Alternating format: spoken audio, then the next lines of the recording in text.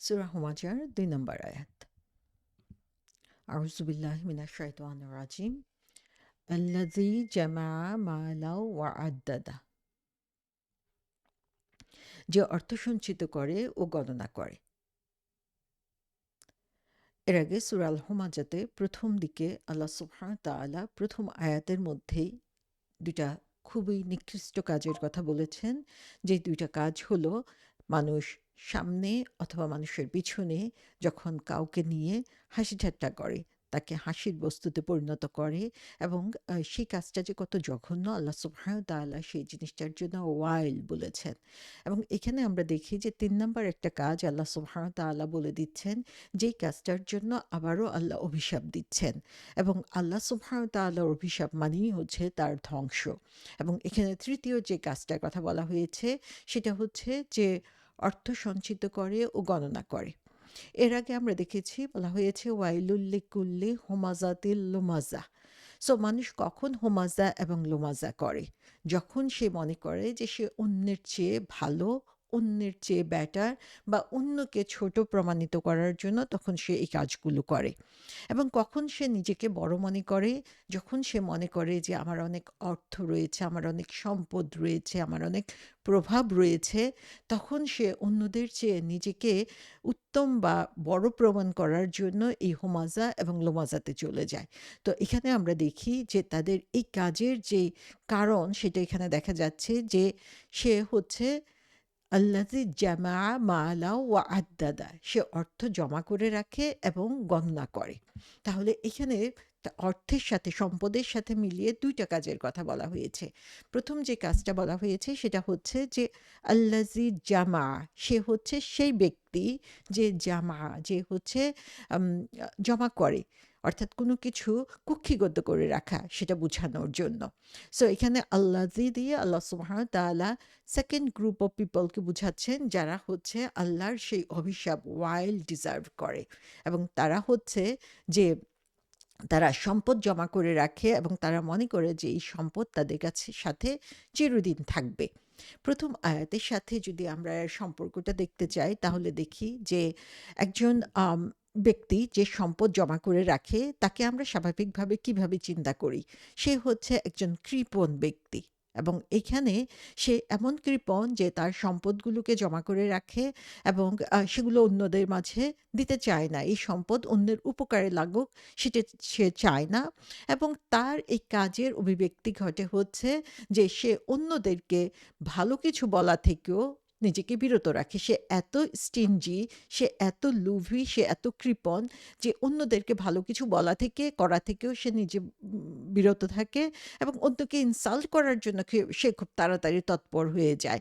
সে কারণেই সে হচ্ছে মানুষের ভুল ত্রুটিগুলো খুঁজতে থাকে এবং সে মানুষের ভুল ত্রুটি খুঁজে তাদেরকে সে ছোট করে রাখে যেন মানুষ তার এই সম্পদ জমা করার, তার এই কৃপণতার কোনো ক্রিটিসাইজ করতে না পারে।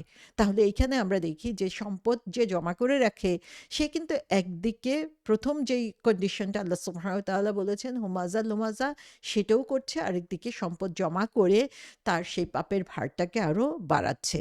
এবং আল্লাহ সুবহানাহু ওয়া তাআলা এই কাজটাকে খুবই অপছন্দ করেন এবং তাদের প্রতি কি পরিমাণ রাগান্বিত সেটা আমরা এখানে দেখতে পাচ্ছি। জামা শব্দটা বলা হয়েছে এখানে। জামা শব্দের অর্থ হচ্ছে জমা করা, পুঞ্জীভূত করে রাখা, কুক্ষিগত করে রাখা। যে জিনিসটা সে নিজে শক্ত করে ধরে রাখে সেটাকে সে অন্যদের কাছে যেতে দেয় না। সো সে তার পুরো জীবনটা কি করে? তার এই টাকা পয়সা জমানোর জন্য কাটায়। জামা শব্দটা এখানে past tense এ বলা হয়েছে, অতীতকাল। তার মানে হচ্ছে তার পুরো জীবনটা সে এই কাজেই অতিবাহিত করেছে। সো এই আমরা যেটা রেগুলারলি পড়ে থাকি সেখানে জামাআ বলা হয়। কিন্তু আরেকটা রিডিং স্টাইল রয়েছে। কোরআনের অনেকগুলো রিসাইটেশন বা তেলাওয়াতের স্টাইল রয়েছে। তার মধ্যে আরেকটা রিডিং স্টাইলে এটাকে পড়া হয়ে থাকে জাম্মা। বলে। সো মিমের উপরে একটা তাসদিদ দিয়ে, সো এই জামা যখন বলা হয় তখন এটার অর্থটা আরেকটু গভীর হয়ে যায়। এর অর্থটা হয়ে যায় তখন যে এই টাকা পয়সা জমানো সে করে যে কোনো উপায়ে, অর্থাৎ কিভাবে এই টাকাটা তার কাছে আসলো সেটা ব্যাপার না, তার টাকা আসতে হবে, তার টাকা বাড়তে হবে, সে কারণে সে তখন হালাল হারামের তোয়াক্কা করে না। এবং এই যে জামা শব্দটা দিয়ে আরও জিনিস বোঝানো হয় যে সে পুরো জীবনটা এটাই করেছে, so for a long time সে তার জীবনের সময়টুকুকে এর পিছনেই অতিবাহিত করেছে। সো এখানে আমরা দেখি যে সেই টাকাটা জমানোর জন্য করেছে, কিন্তু আল্লাহ সুবহানাহু ওয়া তাআলা কোরআনে যে নির্দেশ দিয়েছেন তোমরা জাকাত দাও, তোমরা গরিবদেরকে মিসকিনদেরকে দান করো, সেই ব্যাপারে সে কোনো ধরনের অ্যাটেম্প্ট নেয় নাই, কোনো ধরনের চেষ্টা করে নাই। সো এখানে জামা শব্দটা দিয়ে আল্লাহ সুবহানাহু ওয়া তাআলা তার সেই চরিত্রটাকেও তুলে ধরেছেন। সো এখানে জামা বলে বোঝানো হয় যে কোনো জিনিসকে যখন একটার উপরে একটা স্তূপ করে রাখা হয় তখন সেটাকে জামা বলা হচ্ছে। এবং এখানে তারপরে আল্লাহ বলছেন জামা মালান। মালান, মাল শব্দটার অর্থ আমরা বাংলাতেও অনেক সময় মাল সম্পদ বলে থাকি। সো মাল সম্পদ, মাল শব্দটার অর্থ হচ্ছে সম্পদ, অর্থ। সো এখানে ইন্টারেস্টিং যেটা সেটা হচ্ছে মালান বলা হয়েছে। সো কোরআনের কোনো জিনিস কিন্তু অবহেলার না, প্রত্যেকটা জিনিসই সূক্ষ্মভাবে খেয়াল করার মতো যে আল্লাহ সুবহানাহু ওয়া তাআলা যিনি হচ্ছেন আল হাকিম, সবার উপরে বিচক্ষণতা তার উপরে, তিনি এত সুন্দরভাবে প্রত্যেকটা অক্ষর এবং হারাকা পর্যন্ত চিহ্নিত করেছেন। এখানে মা লান বলা হয়েছে, লান মানে আমরা বলি এখানে দুই জবর দেওয়া হয়েছে, এটা তানমিন। সো যখন কোনো শব্দের মধ্যে তানমিন থাকে তখন সেটার একটা বিশেষ গুরুত্ব থাকে। এখানে এই তানমিনটা দেওয়া হয়েছে গুরুত্ব প্রকাশের জন্য, অর্থাৎ সে সম্পদের উপরে সম্পদ জমা করতে থাকে। সো এইখানে এই যে বেশি পরিমাণ সম্পদ বোঝানোর জন্য এই মালান, যে অনির্দিষ্ট পরিমাণ সম্পদ এখানে, এবং সেই সম্পদটা কি ধরনের, যে কোনো ধরনের সম্পদ, সেটা ক্যাশ টাকা হতে পারে, সেটা তার স্থাবর অস্থাবর সম্পত্তি হতে পারে, সেটা তার বাড়ি হতে পারে, গাড়ি হতে পারে, সেটা তার অলংকার হতে পারে, যাই যেভাবেই আমরা চিন্তা করি না কেন সমস্ত সম্পদ হচ্ছে এটার অন্তর্ভুক্ত হয়ে যায়। এবং তার সাথে আরেকটু ডিপলি আমরা যদি চিন্তা করি, এই সম্পদটা হচ্ছে যে কোনো উপায়ে উপার্জিত হতে পারে, হালাল হারাম কোনো কিছু বাছবিচার এখানে করা হয় নাই। এই মালান একটুকু একটা শব্দের এতটুকু তানমিন দিয়ে আল্লাহ সুবহানাহু ওয়া তাআলা এত সুন্দর অর্থ আমাদের সামনে তুলে ধরেছেন। সূরা মাআরিজে আল্লাহ সুবহানাহু ওয়া তাআলা বলেছেন ওয়া জামা ফা আওয়া, যে জামা শব্দটি এখানে এসেছে সম্পদ পুঞ্জীভূত করেছিল এবং অতঃপর তাকে আগলিয়ে রেখেছিল। তাহলে আমরা দেখি যে যাদের এই জমা করার অভ্যাস আছে তারা কি করে, সম্পদটাকে আগলিয়ে রাখে, বছরের পর বছর সেই সম্পদ ব্যাংকের মধ্যে পড়ে থাকবে, তার আলমারিতে পড়ে থাকবে, সে টাকাটা জমিয়ে রাখবে, অথচ তার চারপাশে কত মানুষ রয়েছে যারা না খেয়ে আছে, সে চোখের সামনে দেখতে পাচ্ছে যে তারা কিভাবে কষ্ট পাচ্ছে, কিন্তু তাদের জন্য সে এই টাকা খরচ করে না, সেই টাকাটা সে আগলে রাখে নিজের মধ্যে, যে সেই টাকা জামা ফাওয়া, যে জামা এবং আদাদা গণনা গণনা করে বারবার সে গুনতে থাকে যে কি আছে কি পেয়েছে সেইখানে।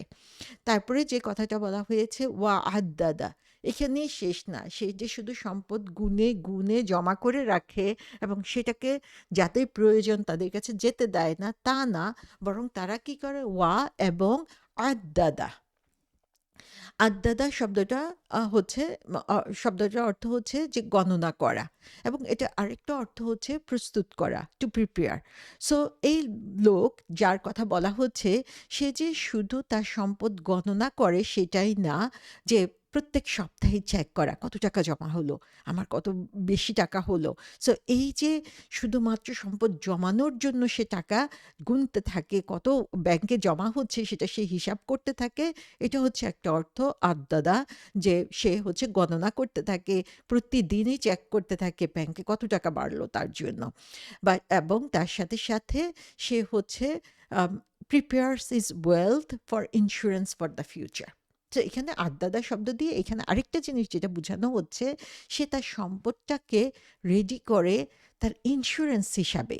মানুষ কি করে, মানুষ যখন এরকম টাকা পয়সা জমায় তাদের একটা যেই ফিলোসফি কাজ করে তাদের মনের মধ্যে, সেটা হচ্ছে যে তারা এই সম্পদ যদি থাকে, আমরা চিন্তা করি কি, আমার কি হবে? আমার আগামী দিন কিভাবে চলবে?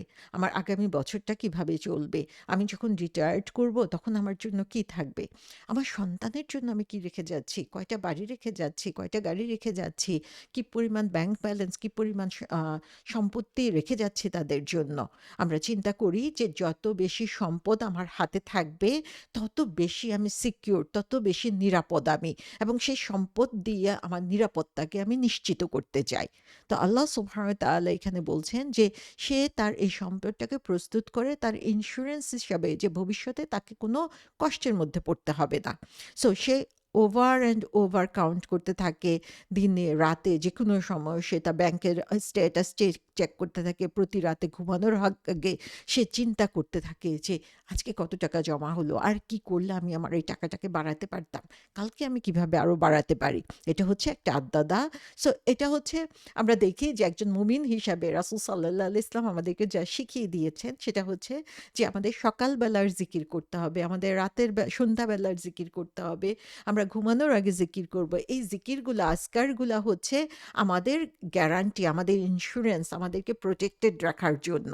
আর এই ব্যক্তির কথা যে বলা হচ্ছে, আমরা দেখি তার আজকার কি, তার জিকির কি, তার সকাল সন্ধ্যা ঘুমানোর সময় প্রত্যেক বেলার জিকির হচ্ছে কত টাকা জমা হলো আর কিভাবে সেই টাকাকে বাড়ানো যায়।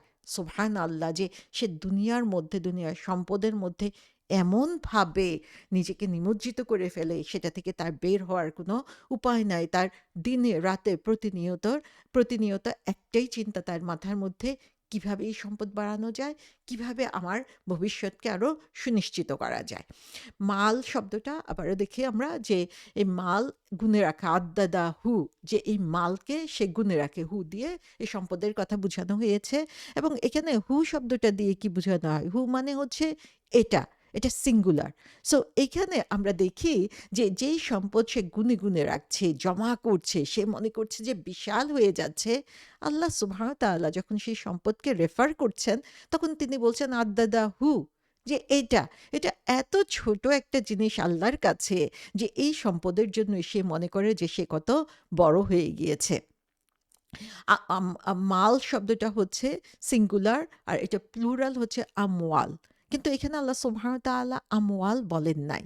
কারণ যেই সম্পদ আমরা উপার্জন করি এখানে, আমরা যাদেরকে বলি যে বিলিয়নিয়ার, ট্রিলিয়নিয়ার, আমরা যাদেরকে দেখি যে পৃথিবীর সর্বশ্রেষ্ঠ ধনী যারা, টপ 10 লিস্টের মধ্যে যারা রয়েছে, তাদের সম্পদও যদি আমরা চিন্তা করি, আল্লাহ সুবহানাহু ওয়া তাআলার কাছে যে সম্পদ রয়েছে সেই সম্পদের তুলনায় এটা নগণ্য, নাথিং, কোনো কিছুই না। এবং সেটাকেই হচ্ছে মানুষ এভাবে আগলে ধরে রাখে, এবং সেটাকে আগলে ধরেই সে মনে করে যে তার ভবিষ্যৎ নিশ্চিত হয়ে গেল। সো আল্লাহ সুবহানাহু ওয়া তাআলা বলছেন যে তুমি সারা জীবন ধরে যেই সম্পদ জমাচ্ছ, গুনে গুনে রাখছো, এবং তুমি মনে করো যে এটা তোমার ইন্স্যুরেন্স হয়ে গিয়েছে, সেই সম্পদ আল্লাহর সম্পদের তুলনায় সামান্য, অতি নগণ্য, নিকৃষ্ট একটা জিনিস। সূরা আত-তাওবায় আল্লাহ সুবহানাহু ওয়া তাআলা বলছেন, হে ঈমানদারগণ, তোমাদের কি হলো? যখন আল্লাহর পথে বের হওয়ার জন্য তোমাদের বলা হয়, তখন মাটি জড়িয়ে ধরো। তোমরা কি আখিরাতের পরিবর্তে দুনিয়ার জীবনে পরিতুষ্ট হয়ে গেলে? অথচ আখিরাতের তুলনায় দুনিয়ার জীবনের উপকরণ অতি অল্প। সো আমরা দেখি আল্লাহ সুবহানাহু ওয়া তাআলা বলছেন যে মাতাউল হায়াতিদ দুনিয়া ফিল আখিরাতি ইল্লা কলিল, যে এটা সামান্য কিছু ছাড়া আর কিছুই না, একদম নগণ্য একটা জিনিস, অথচ এই মাটিকেই তোমরা এমনভাবে আঁকড়ে ধরো। সুবহানাল্লাহ। সূরা ইমরানে আল্লাহ সুবহানাহু ওয়া তাআলা বলছেন যে যদি সারা পৃথিবী পরিমাণ স্বর্ণ তার পরিবর্তে দেওয়া হয়, তবু যারা কাফের হয়েছে এবং কাফের অবস্থায় মৃত্যুবরণ করেছে, তাদের তওবা কবুল করা হবে না। তাদের জন্য রয়েছে যন্ত্রণাদায়ক আযাব, পক্ষান্তরে তাদের কোনোই সাহায্যকারী নেই। চিন্তা করেন, যে সম্পদ সে গুনে গুনে রেখেছে, মনে করেছে তার লাইফ সিকিউরড এখন, সেই সম্পদ বলা হচ্ছে যে পৃথিবী পরিমাণ স্বর্ণও যদি দেওয়া হয়, তবুও আল্লাহ সুবহানাহু ওয়া তাআলার কাছে সেটার কোনো মূল্য নাই যদি তাওবা ছাড়া কেউ মৃত্যুবরণ করে, এবং তাদের জন্য কোনো সাহায্যকারী পর্যন্ত সেদিন থাকবে না। সো এখানে সেই ব্যক্তির কথা বলা হচ্ছে যে হচ্ছে সম্পদ জমাই করেছে সারা জীবন, যে কোনো উপায়ে, যে কোনোভাবে any way possible in his life, এটা তার নিজের জীবনে, দুনিয়ার জীবনে যেমন তার আসলে কোনো উপকারে লাগে না, আখিরাতেও লাগে না। আমরা দেখব যে সে সম্পদ জমা করে রাখে, সে বিশাল সম্পদশালী, তার নিজের প্রয়োজনে সে সম্পদ খরচ করে না। কিন্তু যখন এত সম্পদ সে জমা করলো, সে মানুষটার অবস্থা একবার চিন্তা করেন, সে রাতে ঠিকমতো ঘুমাতে পারে না, তার ডায়াবেটিস, হাই ব্লাড প্রেশার, হার্টের সমস্যা, ঠিকমতো খাবারও খেতে পারে না, কোনো খাবার, মজাদার খাবার তার সে নিতে পারে না। তার শারীরিক অসুস্থতা, মানসিক অসুস্থতা এমন পর্যায়ে চলে যায়। সো দুনিয়া এবং আখিরাতে। সো আমরা এখানে দেখি যে যারা হচ্ছে এই সম্পদ বাড়ানোর জন্য চেষ্টা করে, তারা কি করে? মেক্সিমামই হচ্ছে এই সুদ ভিত্তিক যেই আ প উম প্রথা রয়েছে, সেই প্রথার উপরে ডিপেন্ড করে। সো এখানে তারা সুদের মাধ্যমে তাদের টাকাকে বাড়াতে চায় আসলে। কারণ আপনি যদি অন্যভাবে টাকা বাড়াতে চান সৎ উপায়ে, অবশ্যই আপনাকে পরিশ্রম করতে হবে, অবশ্যই আপনাকে কষ্ট করতে হবে। যেই টাকাটা আপনি কষ্ট না করে পেতে পারেন, সেটা হচ্ছে আপনি যেটা অনৈতিক উপায়ে পাচ্ছেন, যেটা আপনি সুদের মাধ্যমে এখানে পাচ্ছেন। সো এখানে আমরা দেখি যে এই সুদের মাধ্যমে সে যখন এই টাকাটা উপার্জন করে বা টাকাটা জমা করে, সে আসলে সমাজের জন্য একটা হার্মফুল সিচুয়েশন এর মধ্যে পৌঁছে যায়। যদিও দেখা যায় যে সে অনেক টাকার মালিক হয়ে গিয়েছে, কিন্তু সে টাকাটা যেটার উপরে বিল্ড আপ করেছে, সেই জিনিসটা যেমন হারাম, সেটা যেমন ক্ষতিকর, তেমনিভাবে সে তার টাকাটাও হচ্ছে সমাজের কোনো কাজে লাগে না। সো এখানে আমরা দেখি যে মানুষ যখন এই দুনিয়াবি জীবনটাকেই প্রায়োরিটি দেয় এবং এটাকেই ফুলফিল করার জন্য সমস্ত কিছু সে ত্যাগ করে, তখন আসলে তার ইন্টারনাল এবং এক্সটার্নাল যে হ্যাপিনেস, সে সমস্ত কিছু দূর হয়ে যায়। সো আল্লাহ সুবহান তাআলা এখানে বলছেন যে সে আদাদা, যে সে হচ্ছে কি করে, সে নিজের ভবিষ্যতের জন্য একটা ধ্বংস আসলে তৈরি করে। কারণ তার আল্লাহর উপরে বিশ্বাস নাই। সে তখন হচ্ছে তার সম্পদটাকে জমা করে সে সম্পদের উপরেই তার সমস্ত আস্থা এবং বিশ্বাসকে নিয়ে যাওয়ার জন্য চেষ্টা করে, এবং যে কারণে হচ্ছে আল্লাহ সুবহানাহু ওয়া তাআলার দৃষ্টিতে তুমি অন্যদের কাছে যতই ভালো হওয়ার চেষ্টা করো না কেন, আল্লাহ সুবহানাহু ওয়া তাআলার দৃষ্টিতে তুমি সেই নিকৃষ্ট মানুষই থেকে গেলে। সো আল্লাহ সুবহানাহু ওয়া তাআলা বিভিন্নভাবে আমাদেরকে এই জিনিসগুলো কোরআনে বুঝিয়েছেন, এবং আমরা যদি দেখি যে এই আয়াতটার ব্যাখ্যা হিসাবেই তিনি যে কথাটা বলেছেন, সেটা তাফসীরকারগণ বলেছেন যে তারা সম্পদ জমা করে রাখে এবং সেটাকে গুণে, গুণে রাখে। সো এর মাধ্যমে কি হচ্ছে? সে তার সমস্ত সময়কে, দিনের রাতের সমস্ত সময়টাকে সে অকুপাই করে রাখে শুধু একটা চিন্তাতেই, কিভাবে এই সম্পদকে উপার্জন করা যাবে। এবং যখন রাত আসে, তখন সে হচ্ছে আ আ ঘুমাতে পারে না। তার ঘুম আসে না। সে এই সম্পদের দুশ্চিন্তায় তার দিনটা পার হয়ে যায়। সো শারীরিক, মানসিক, আর্থিক যেকোনো দিক থেকে আমরা চিন্তা করি না কেন, এই যে 2nd যে ক্রাইটেরিয়ার কথা আল্লাহ সুবহানাহু ওয়া তাআলা বলছেন, তারা আসলে দুনিয়া এবং আখিরাতে ক্ষতির মধ্যেই নিমজ্জিত রয়েছে। একটাই কারণ, তার কারণ হচ্ছে তারা এই সম্পদকেই তাদের জীবনের খোদা বানিয়ে নিয়েছে, এবং যে কারণে হচ্ছে আল্লাহ সুবহান তাআলার নির্দেশের প্রতি তারা ভ্রুক্ষেপও করেনি।